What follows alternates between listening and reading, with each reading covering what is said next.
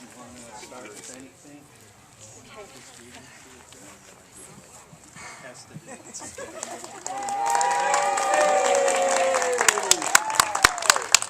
just wanted to say hi to everyone I know, just wave at a few people. Nice tan. Yeah. Oh. Thank you so much for coming. So we're just going to let Darrel get started with his beautiful Navajo ceremony, and then Tom Stillie will start, and then we'll just keep going from there. Does that sound okay? Okay, great.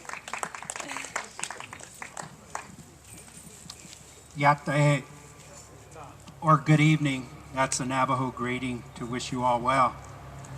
I am Darrel Crawford. I am a Navajo and Hopi tribal member. I am an enrolled member of the Navajo Nation. A traditional Navajo introduction requires that I introduce myself by providing my clan identification to you. My first clan, or born to clan, is the Corn clan, and that is of the Hopi tribe. My second clan, or born for clan, is Na Nish Tashai Ta Chi Ni, or Red Streak Running into Water People. We are here for Francis L. Arnold's and Michael Johnson's prenuptial Navajo blessing, and I'm glad that you're all here tonight. This is not something that I do on a regular basis. In my belief, when a beautiful, sincere, warm-hearted, spiritual mentor and a good friend asked me to do this, I had to accept her invitation.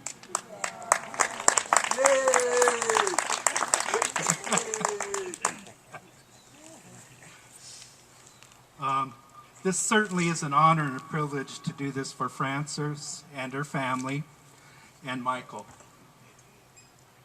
So we'll start into the Navajo wedding blessing. Part 1.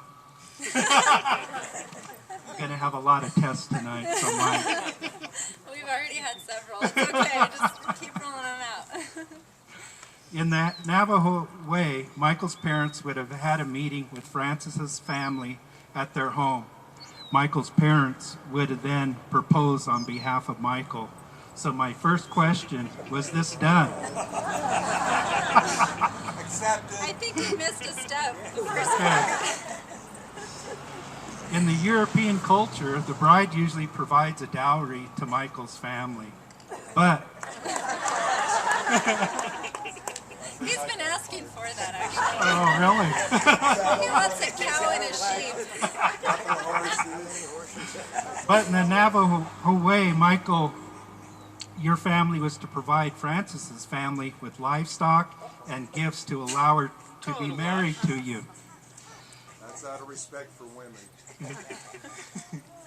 Since I was asked to do this blessing, I think Frances should receive, at a minimum, 2 horses, 2 sheep, and other livestock for the honor to marry this beautiful lady. Can we get her? So the question comes to Michael, do you have the means to get this done at this time? I have credit. Credit, plastic, I don't know. And a small yard. If not, I cannot continue with this blessing. Then I do. Okay. Michael, I will let you off the hook, as in my coyote bag of tricks, I have a present for you.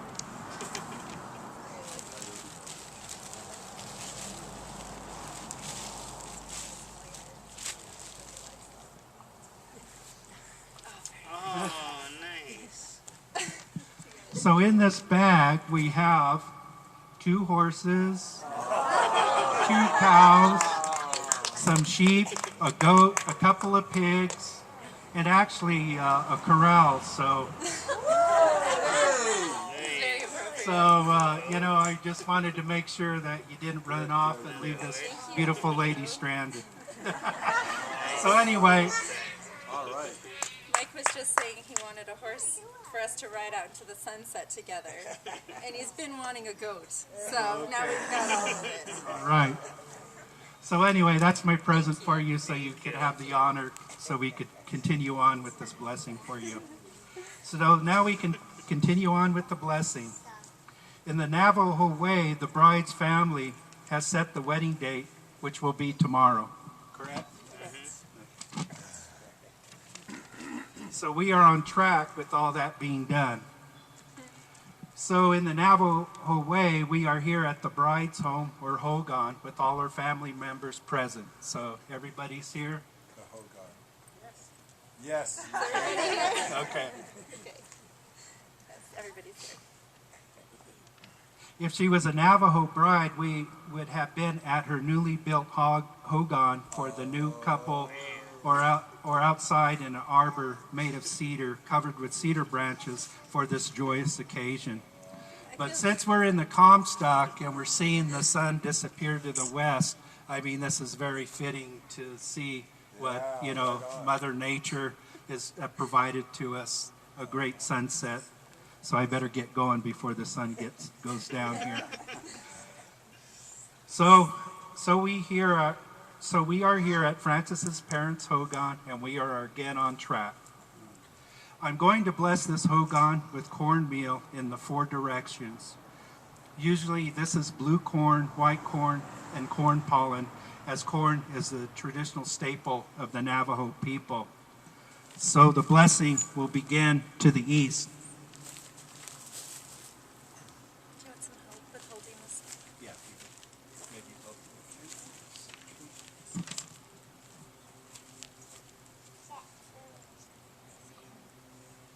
So do I dare ask the group which way the east is?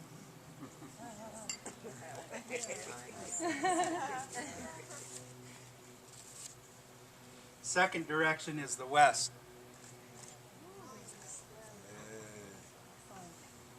Third direction is the north.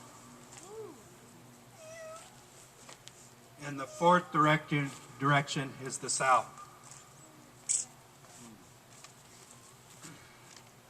The 4 direction and spreading of the corn is to signify the seeding and the growth of Francis's and Michael's new life together.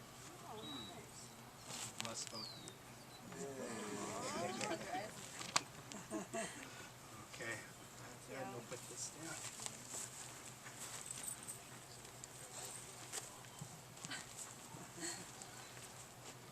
Traditionally, Michael's family would be on the west side of the Hogan, so I think we're pretty close, right? You're on the west side, so.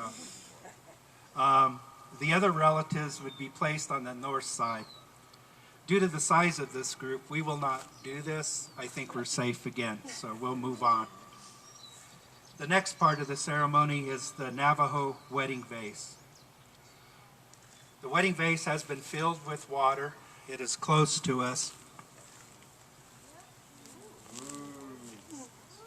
And the Navajo blessing requires that I wash Francis's hands and Michael's hands.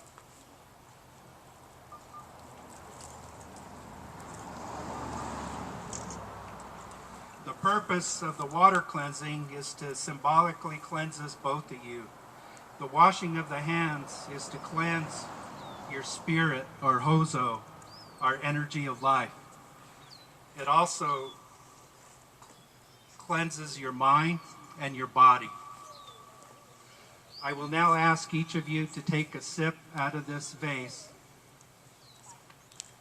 Does it matter what direction I think? No, just a little sip, doesn't it?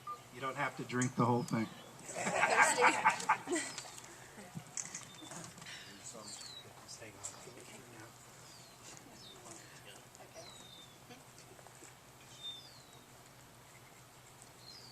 This wedding vase is a single vessel with 2 spouts, filled with twa, or water in the Navajo language, and it is the sacred liquid of life. The 2 spouts on this vase is symbolic of 2 souls. These 2 souls are drawing spiritual nourishment from a single source. So now I'll take the vase from both of you. You both completed that part of the...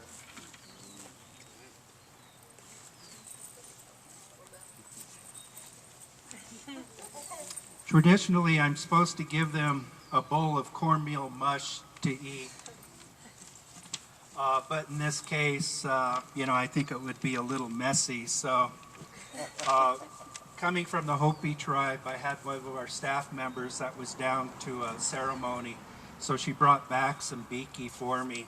And this is a corn ash bread that they use during the ceremonies when the Kachinas finish up their activities and blessings. So I was wondering why she brought it back. So, you know, sometimes there are gifts that come in perfect timing. So I was trying to figure out how I was going to supplement the corn mush. So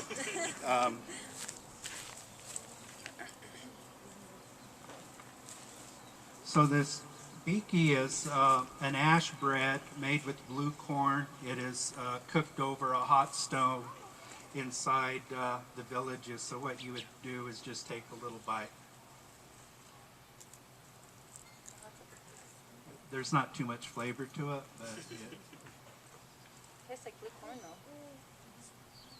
and I did bring a bag if each of you want to participate with it. I'll pass that through the group once we finish up here if you want to taste the biki along with this. Good. It's like a chip, old-fashioned chip.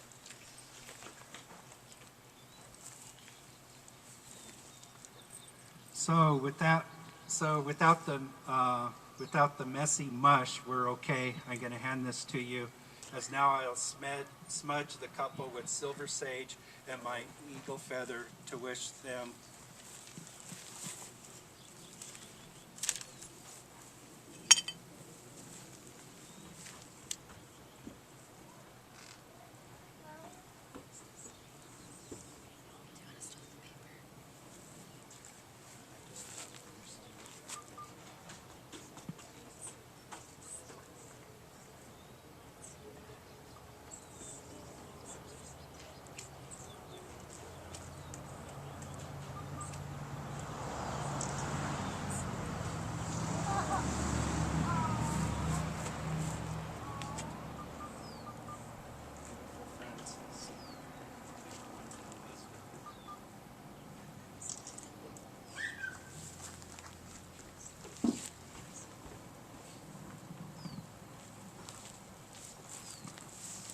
The purpose of the smudging is to wish them a strong marital bond and to request the Great Spirit to bless them with good health, good thoughts, and good blessings throughout your life. Final step, number 9. Thank you, Francis and Michael, for asking me to share this blessing with you, with your family, and your friends. And that concludes it. So, Hogana, which in Navajo means be well. Hogana.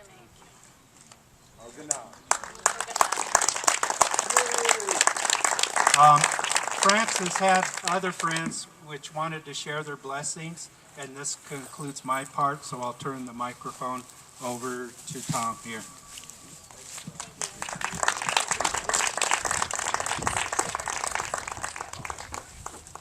Thank you. So I'm going to call the elements, and I hope this will set our intentions for the rest of this celebration. Hail, spirits of the east, power of air, we call you.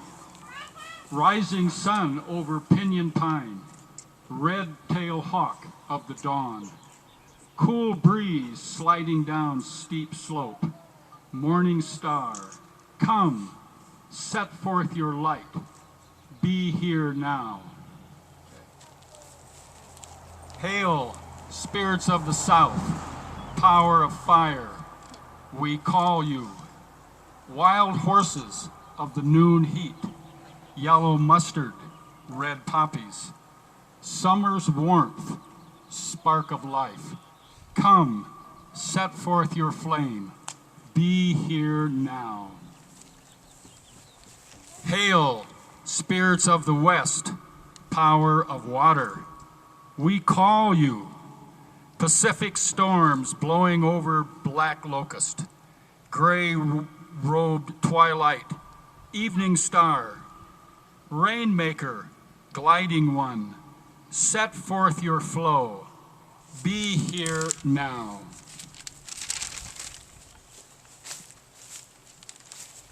Hail, spirits of the north, powers of earth, we call you. Coyote, stalker at midnight. North Star, center of the whirling sky. Cottonwood, stone, Mount Bullion, set forth your strength. Be here now.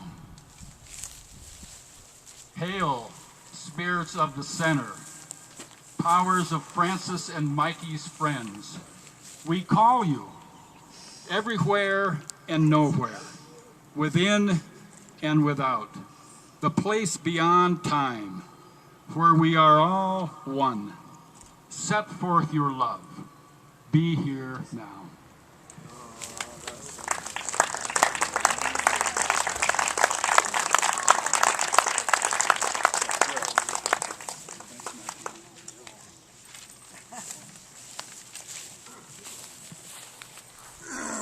This is sort of our dress rehearsal right now, so we're figuring out our moves as we go. I'm so grateful to Darrel. He's such a busy person, and he just was able to take time out of his very busy schedule to really craft this for us, and same for Tom. So I feel very touched, and I just want to say a little bit about both of them, because Darrel, I used to work for him and at the Intertribal Council of Nevada, and he was really just a wonderful mentor and ally for me there. And even after I left ITCN, he and I just forged a very strong connection, and so we're very good friends. Even though I live in Seattle and he's here, we're actually very tight, and I'm just so grateful. I feel very blessed to have him in my life. And same with Tom. He's been an inspiration to both Mike and I. We are aspiring to one day have our own goats and maybe horses. Hens, we've got hens. Tom was a huge inspiration in us starting our first front yard garden, which we built at Sarah's house. And then we have a front yard garden in Seattle as well. And so we're aspiring to just follow his lead. We can, he's really serving the community in a huge way with his education.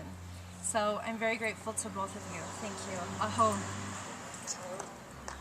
And I'm so wonderfully grateful as well because Mr. David Toll is here.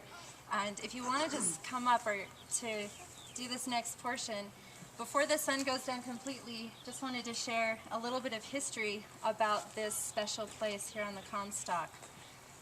So David Toll's going to share with us. Thank you.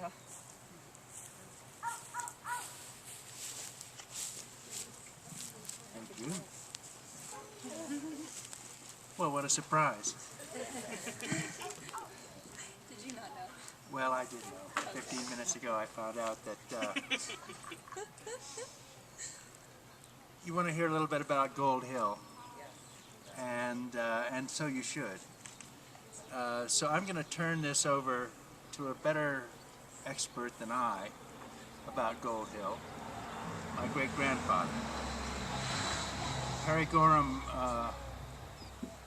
came here in 1877 at the age of 18, and as he wrote it himself in his book, I was 18 years old when my uncle Samuel L. Jones, at that time superintendent of the Crown Point mine in Gold Hill, right across the street over there, sent for me to come to Nevada. I was used to a life of luxury, a mediocre student, lazy, selfish, opinionated, with an entire lack of appreciation of time. I was, in fact, useless. Well, he spent 26 years here, and by the time he left, he was quite useful. He helped run the family mines and mills. He knew everyone on the Comstock, above ground and below ground. And in the book that he wrote later on, he included, it's not a history book about Gold Hill or the Comstock, it's about what life was like to live here in the 1870s and 80s and 90s. So I'm going to read just a few little bits of this book to give you some little sense of where we are today.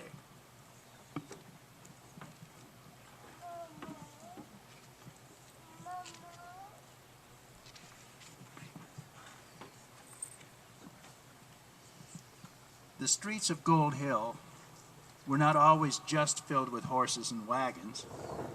In winter, there was snow and ice. Steep streets reaching all the way to Silver City offered opportunities to the boys and girls for bobsledding, equal to those of modern development and modern preparation. At the zenith of winter, and after a good snow and freeze, there was a bobsled and individual sled ride of about 3 miles. Right down there. And those young people took ample advantage of it. And sometimes the elders joined them, often in fact. There was great rivalry among the owners of fast sleds, and great efforts were made to build bobs that would run like the lightnings. One can, by looking carefully,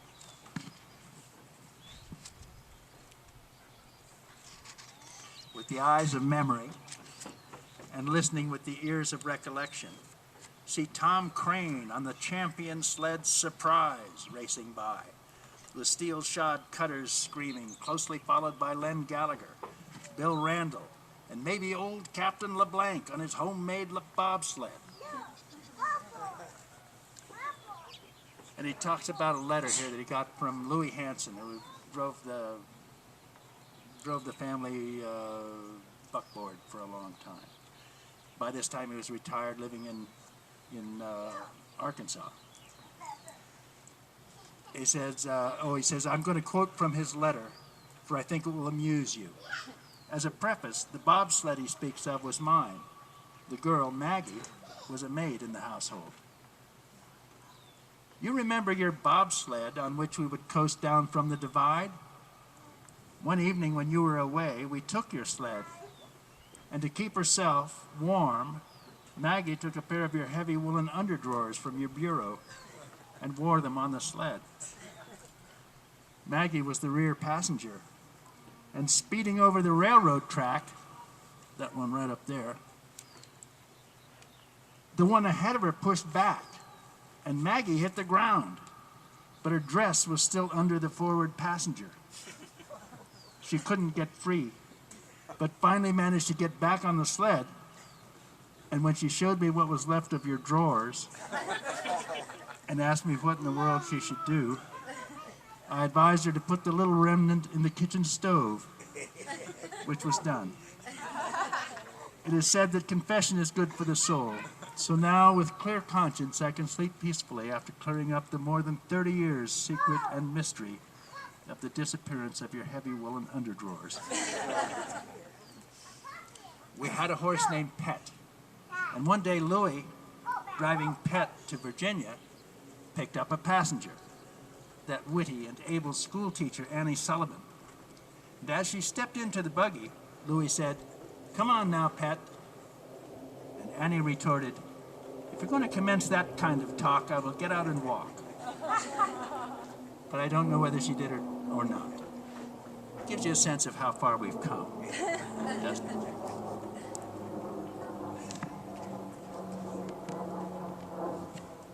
Singularly, when I think of Nevada and remember the days and months and years I spent there, it's the people who come into the crinkles of the brain that bring remembrance.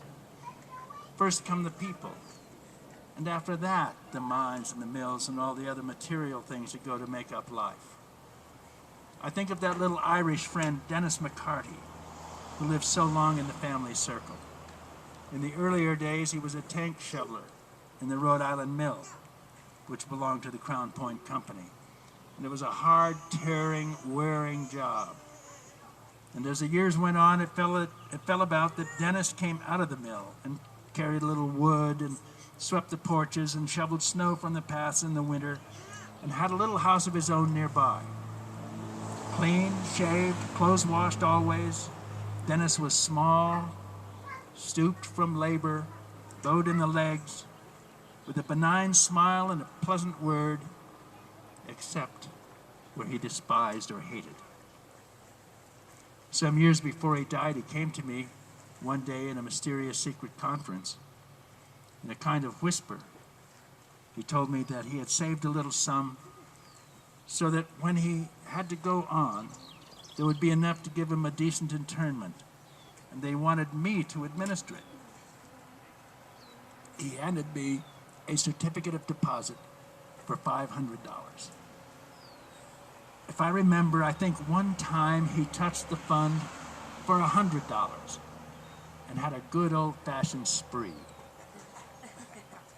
And when he died, God rest him, there in his closet was a black broadcloth suit, a set of clean undergarments, a clean shirt and tie and socks. And on them was pinned a note for my funeral.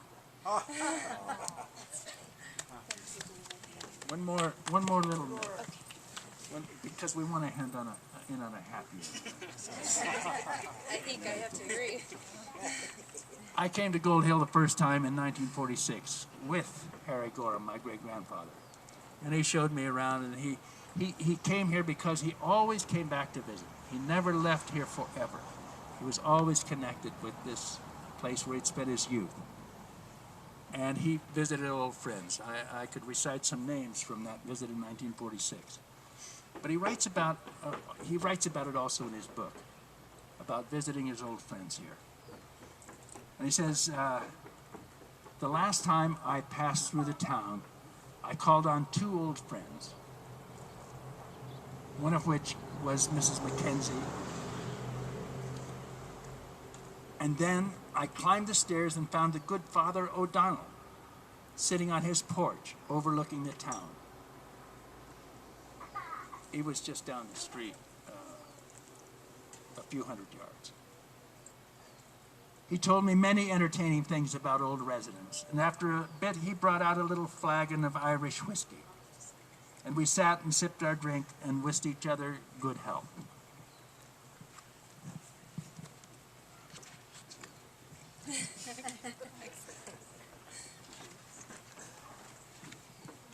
He had a keen sense of humor, and after a while, he told me this quaint story. He said that one day, a Mrs. Duran, an old lady I had known years before, and then aged about 85 years, had come to see him. And this was about the conversation. Father, there's a matter about which I would like to speak to you. I have a confession to make. Come into the confessional, Mrs. Duran. No, Father, I have made the confession some time ago, but I want to consult you.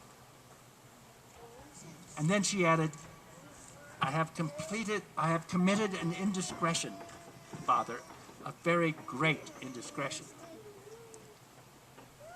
But you tell me you have made the confession and received absolution. Tell me, when did you commit this indiscretion? It was in 1864, Father. Oh, well, but that was 40 years ago. Yes, Father, but I want to tell you about it. For all who knew me then are dead, and I like to talk about it.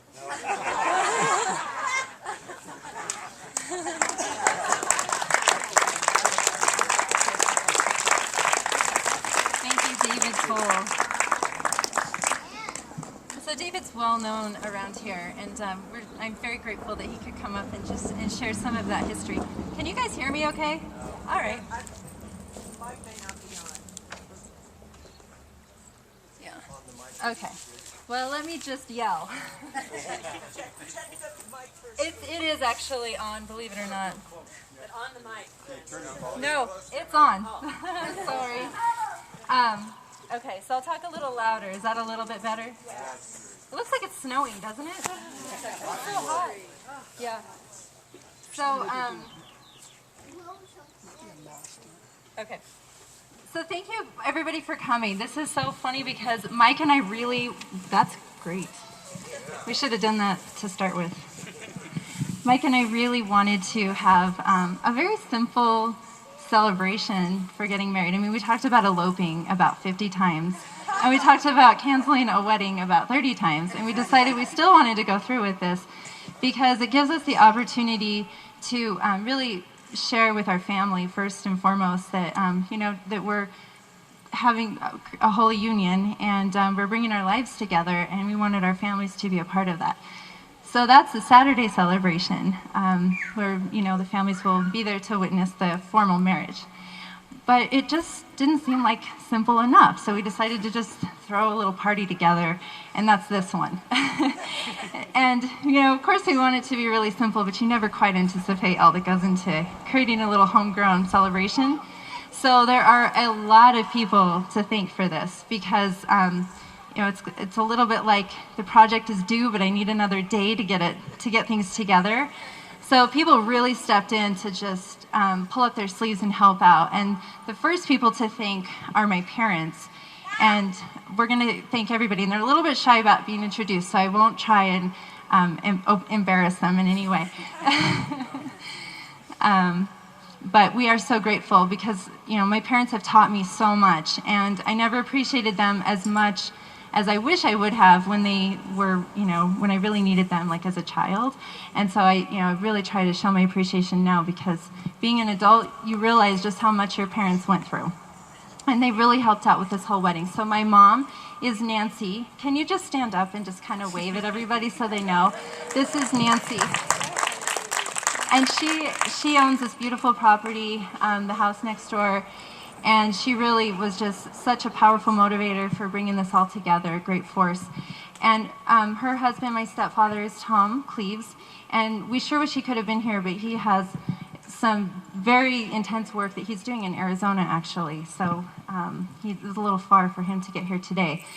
And then, Mike, do you want to just say your dad? I just wanted to introduce my father and thank him for, you know, raising me and always being there to support me. And, oh, Dick Johnson. And then my dad and Britt, don't worry, I didn't forget you, I promise. He's pointing, we're here. Dad is, and Britt, you guys can stand up. George Arnold and Britt Arnold, and they came from Utah, St. George. And they've also been a wonderful support. And they really were, it was a tug of war because they wanted me to have this down in, at their beautiful home in St. George. But I just didn't think I could get all of you to come to St. George. And I figured it'd be a little harder than it was to do it here because it's further.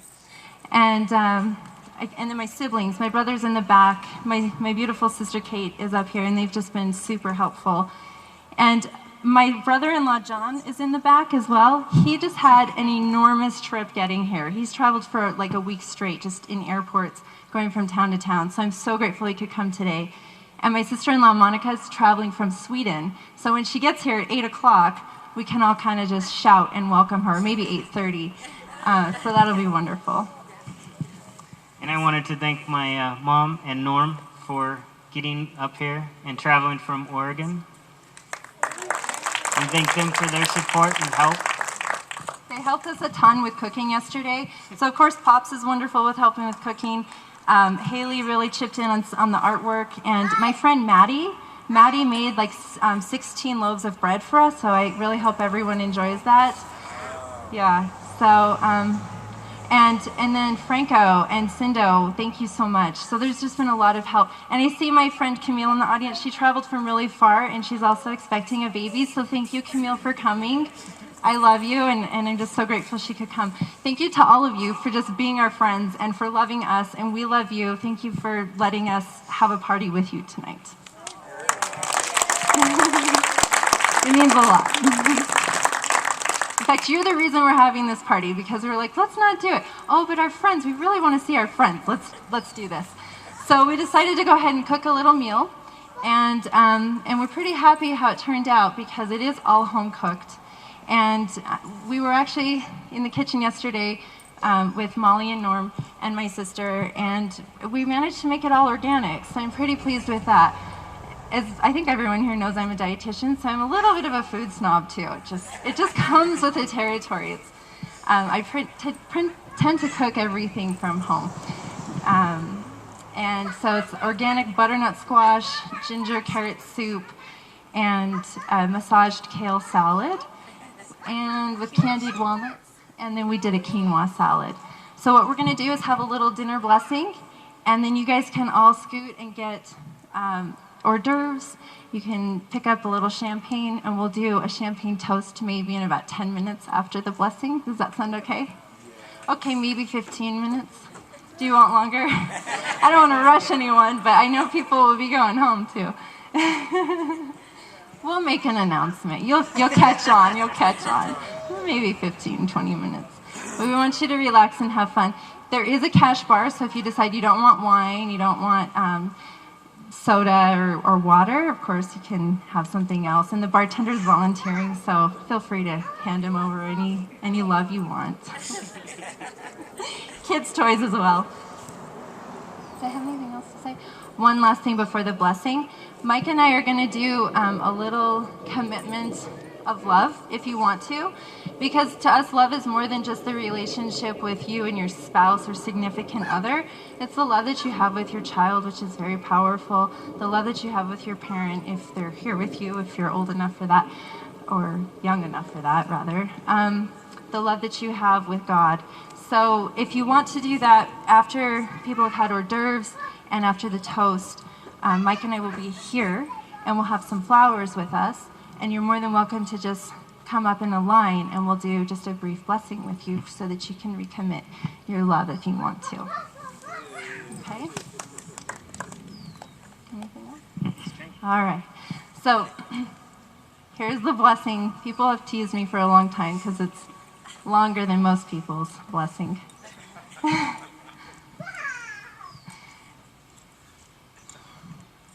So I am so grateful that we can all just be here together and just experience tonight and in support of each other, in honor of love.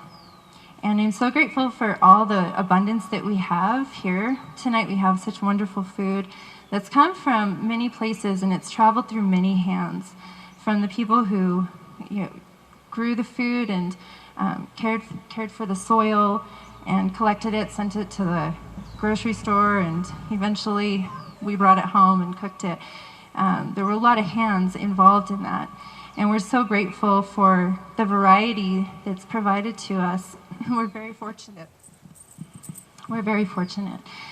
Thank you to the earth for all the nutrients, and thank you to all the elements, the water, the air, the sun, all the forces that help keep us alive. And most importantly, thank you for love. That's the most powerful force that we have. So this food was made with love, and when we eat it, we'll just take a moment to enjoy all the love that's fortifying each of our cells in all the nutrition. It's making our bones strong, our eyes strong, our immunity strong, our skin healthy. We are very fortunate. Thank you. From my heart to yours, namaste. Okay, so let's go have some hors d'oeuvres and have a drink.